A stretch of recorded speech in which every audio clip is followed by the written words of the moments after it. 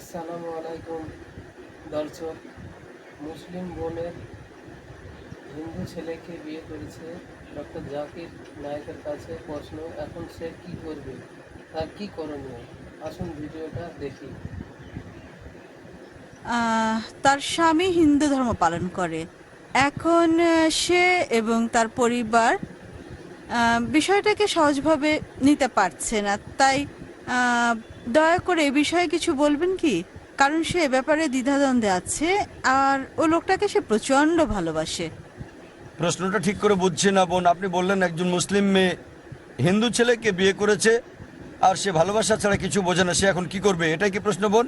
হ্যাঁ, বিয়ে করেছে নাকি করেনি? বিয়ে করেছে, কোর্ট ম্যারেজ। Court marriage. বোন বললেন যে একজন মুসলিম মেয়ে হিন্দু ছেলেকে বিয়ে করেছে, সে ভালোবাসায় পাগল, কোর্ট ম্যারেজ, তার কি করা উচিত? কোরআন যা বলছে তা হচ্ছে সূরা বাকারা অধ্যায় 2 আয়াত 221। বলা হয়েছে যে মুশরিক নারীকে বিয়ে করো না, মূর্তি পূজারী নারীকে বিয়ে করো না যতক্ষণ না সে ঈমান আনে। বিশ্বাসী নারী যদি কৃতদাসীও হয়, অবিশ্বাসী নারীর চেয়ে সে অনেক উত্তম, যদিও সে তোমাকে মুগ্ধ করে। আয়াতের পরের অংশ বলছে মুশরিক পুরুষকে বিয়ে করো না, কোনো মূর্তি পূজারীকে বিয়ে করো না, যদিও সে তোমাকে মুগ্ধ করে, যতক্ষণ না সে ঈমান আনে। একজন বিশ্বাসী পুরুষ যদি কৃতদাসও হয়, যদি কারো গোলাম হয়, মুশরিক পুরুষের চেয়ে সে অনেক উত্তম। অবিশ্বাসী পুরুষ তোমাকে যদিও মুগ্ধ করে, তাই ইসলামে একজন মুসলিম নারী অমুসলিম পুরুষকে বিয়ে করতে পারে না। যেমন আগেও আমি বলেছি, কারণ হলো যদি কোনো গাড়ি থাকে আর সেই গাড়ির একটা চাকা সাইকেলের, বাইসাইকেলের, আর আরেকটা চাকা হচ্ছে ট্রাকের, স্বাভাবিকভাবে গাড়িটা চলবে না। আর অধিকন্ত প্রত্যেক মানুষই চায় যে স্বামী এবং স্ত্রী উভয়ই জান্নাতে যাক। তাই যদি সে মুসলিম দাবি করে, তার জীবনের মূল উদ্দেশ্য হবে আল্লাহ সুবহানাহু ওয়া তাআলাকে খুশি করা।